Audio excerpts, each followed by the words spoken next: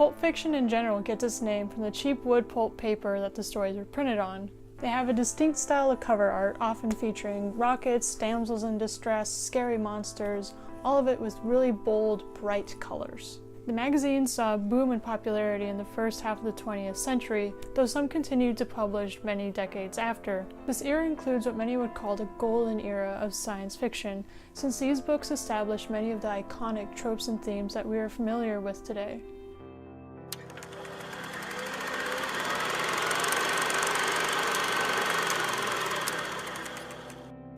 If you're unfamiliar with pulp science fiction, you probably think that most of it consists of laser gun-wielding heroes saving damsels in distress from aliens.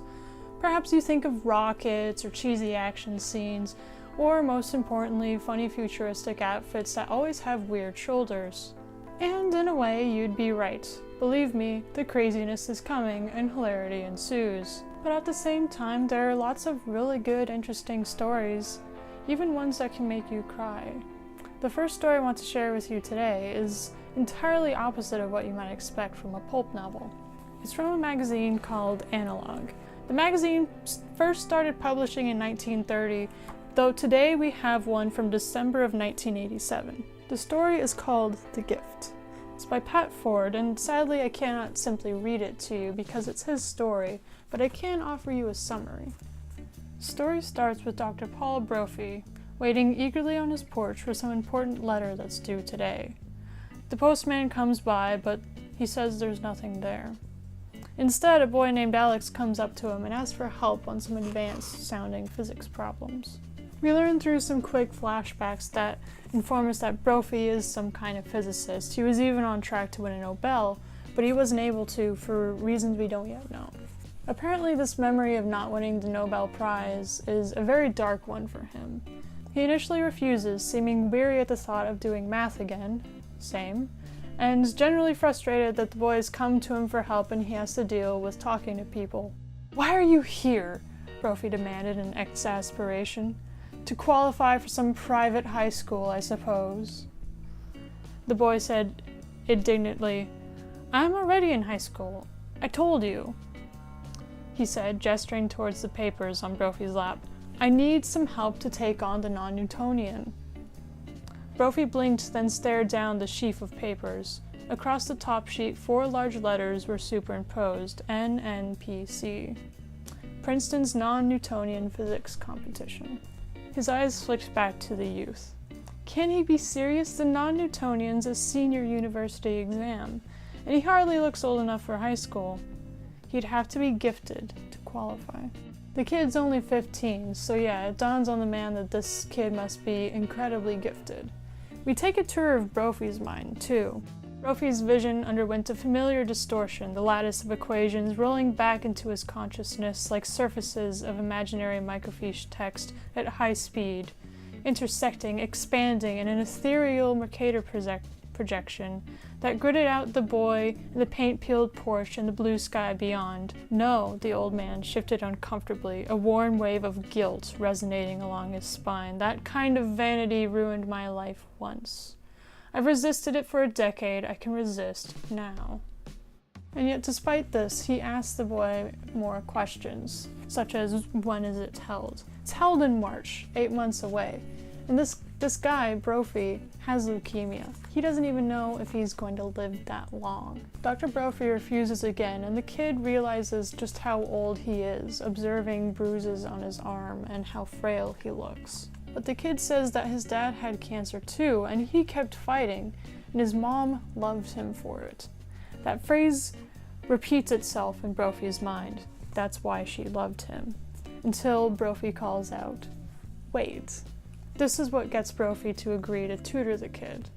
Some sort of guilt over his ex-wife. We don't quite understand. They go back into his house and he gives him this book, which is a very rare translation, only one in existence, that he's done of a apparently genius book originally written in Cantonese. The boy leaves his work for Dr. Brophy to examine, which he does, and this time he doesn't resist this lattice of equations in his head like he was doing before. Along the way, we get a cool little taste of the fictional math they're working on. In the book, they call them mostems, or mosaic systems of equations, and they're supposed to describe every force and process at work in a physical situation all at once. And it's one of those things that it seems like plausible enough in a way that I had to Google it just to make extra sure it wasn't an actual thing, because they do actually remind me a lot of Lagrangians and Hamiltonians in physics. Lagrangians specifically, they're kind of an equation that you make that only relates to a certain problem, where it involves all of the kinetic and all of the potential energies in this one equation. You do some math with it, take some partial derivatives, and you end up with an equation of motion for something that otherwise would be pretty complex to try and do with regular physics. Dr. Brophy notes that on some problems, the boy isn't pushing through the hard part to get to this sort of harmonious conclusion of the math problem. This is both a very relatable part to me as a mathematician, because sometimes you do have to go through hairy parts to get to the pretty part at the very end. But it also has really cool applications to the story's theming.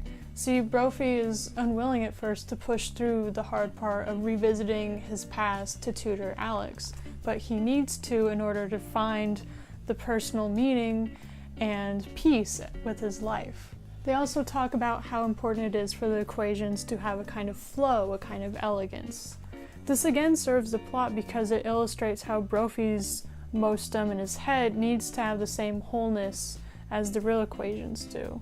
As we keep reading, Brophy's sort of equations keep clouding his vision over and over, and it's beginning to come to symbolize like his life. In fact, in the book, they start calling it his life mostem. And Dr. Brophy seems to realize this too as he talks to the boy. They keep bonding over mentoring, and it seems really good for him. In fact, he visits the doctor later on, and it's revealed that for a time he's in remission. We do finally learn why he was so reluctant in the beginning and this whole dark past thing with his wife.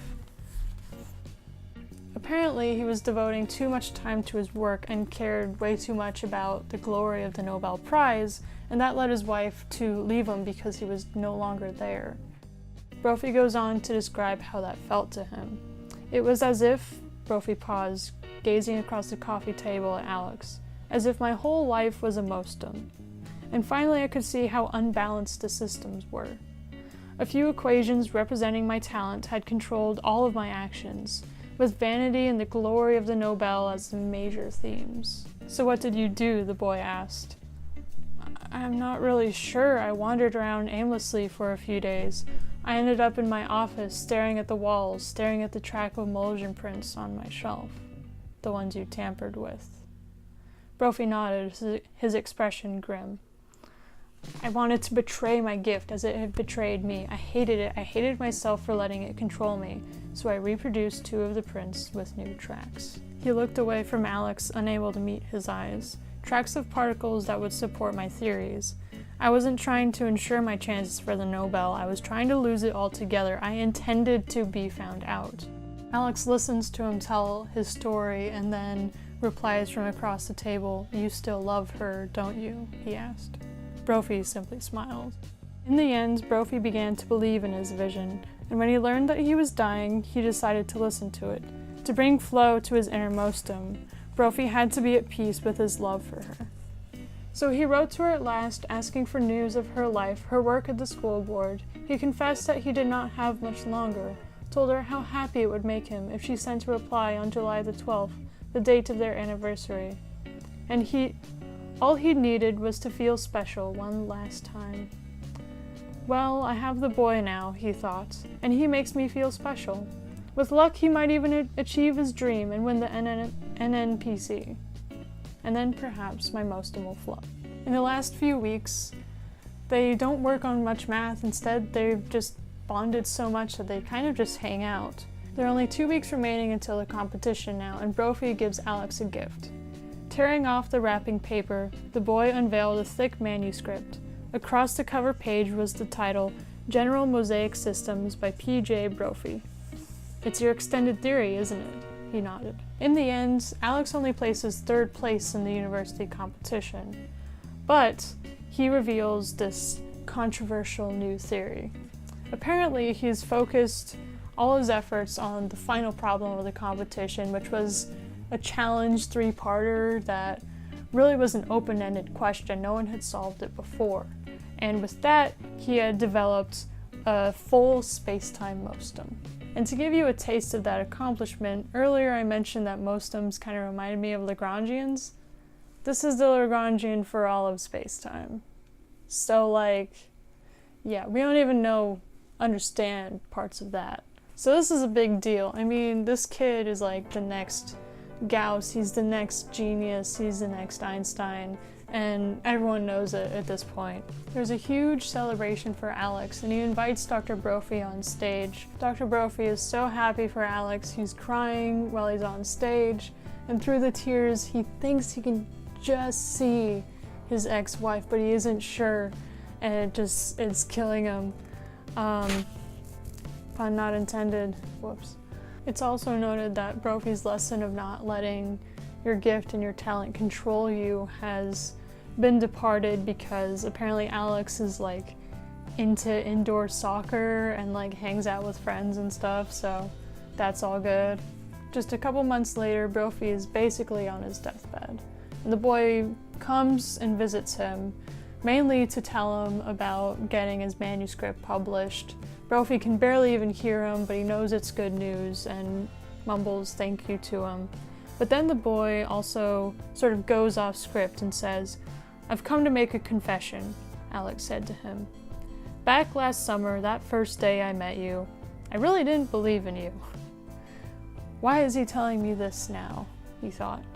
The boy went on, "I didn't even want to try you as a tutor. I had to be persuaded. I promised not to tell, you see, but I guess it's okay now." Another pause, then. "It was the lady from the school board, the counselor. She came to me and asked me to give you a try, pleaded with me, said it was really important to her, that you asked her to send you something. But it wasn't right. It would only make you wish. She said she wanted to send a much better gift on that special day. One that would help you find yourself again. She said that gift was me. She loves you very much, Dr. Brophy. I just wanted you to know that." And somewhere, everywhere, all around him, yet deep inside him, his life mostum was flowing, attaining harmony. The mathematical symbols of the lattice blended into beautiful multitude of colors, the spectrum of his innermost feelings. Brophy reached out to Alex, reached out. Finally, he realized the boy had gone. And a few hours later, in the darkness of his last night, the door to his room opened for one more visitor. He heard shoes click across the floor, heard the chair beside his bed creak as someone sat in it. Then a hand slipped gently into his and squeezed it in just that certain way. I just love the ending to this simple little story. It's so heartwarming and it ties up all the loose ends perfectly. The story does not feature any action heroes or alien planets. It's just a nice down-to-earth tale about mentorship, genius, forgiveness, and love. Pulp Fiction can be weird and creepy and dumb and cheesy, and God knows it can be racist and sexist at times. But it's important to note that even with all that, even with the cheap paper and underpaid writers and these quirky little science stories, it's not trash either.